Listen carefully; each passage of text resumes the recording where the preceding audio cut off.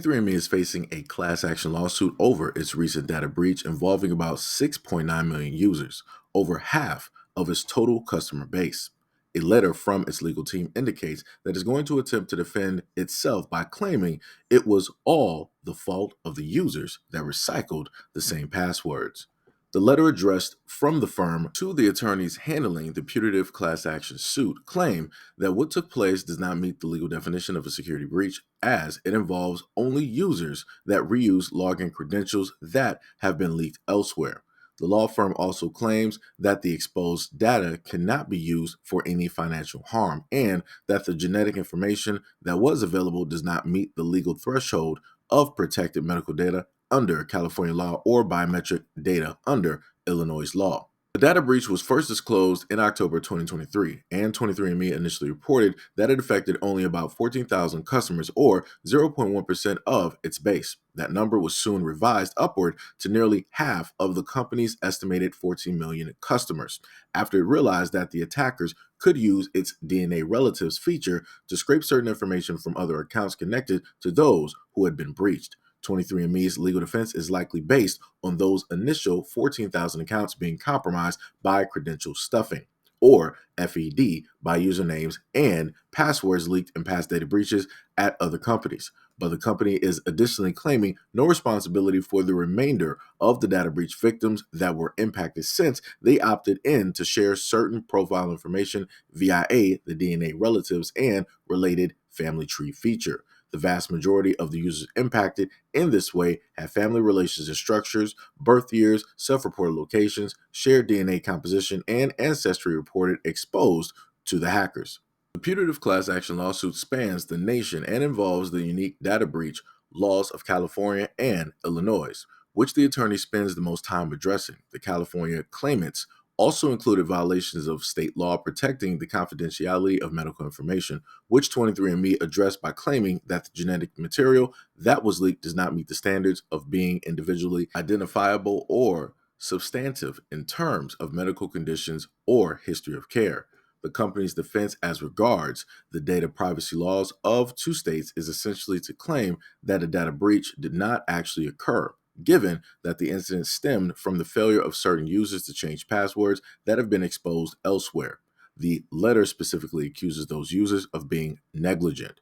In the case of alleged violation of California's CPRA, it also claims that it met its obligations under law by resetting user passwords after discovering the breach and requiring those accounts to implement a 2FA method. The court's ultimate decision will rest on its view of 23andMe's security obligations under the law actually are. The company did not require 2FA prior to the data breach and did not appear to be scanning Have I Been Pwned or similarly credentialed databases to spot potentially vulnerable passwords still in use. However, the relevant laws do not necessarily compel it to do those things. The company's terms and services, which customers are required to accept when signing up, are also helping its defense. It requires customers to go through arbitration, though the class action lawsuits are attempting to get these requirements thrown out. The company appears to have recently updated its arbitration process to make mass arbitration more difficult. Darren Gutsion, CEO and co-founder of Keeper Security, notes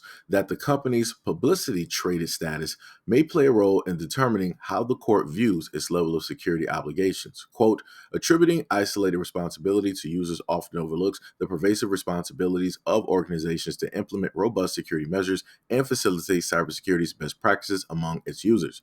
Generally, there is a fiduciary obligation for organizations to protect collected, sensitive, and confidential information of its users, employees, and other stakeholders, aside from robust internal controls and technology applications to protect privacy, security, and confidentiality of sensitive digital assets. Strong password requirements and mandatory multi-factor authentication are two critical measures that can protect users' accounts.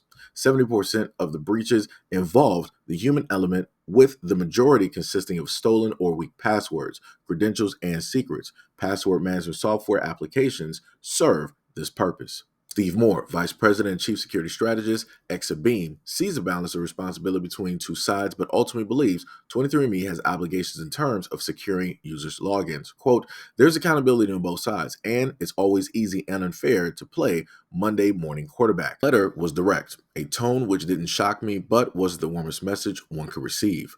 He later stated that this represents a very fine line in breach reporting. If a company suffers a breach and records are lost, that's a breach. However, if they manage a customer portal and a customer's account is accessed by an organized adversary due to reused passwords by a customer from a prior breach, is that the same? And does this change the performance at a scale? At a minimum, this requires detection and notification logic by the defender. Moving forward, 23andMe must have requirements on customer registration that discourage or even blocks the use of weak passwords. Additionally, a secondary authenticator that avoids SMS should be an additional feature. Their clients should welcome this, as noted. I will say this from a different standpoint. I do believe that 23andMe is responsible. And I will also state that it is imperative for a lot of people who decide to use things online to have secondary measures or third barriers in order to make sure that a hacker cannot access your important information. So 2FA or two-factor authentication is a very good way of doing this, along with having a system set up where you have a password manager that will give you randomly generated passwords that are almost pretty much impossible for somebody to figure out directly offhand, because these are a one-time, type of password that was created. It's individualized. It's different from anybody else's password directly out here, and it could extend to 24 plus characters.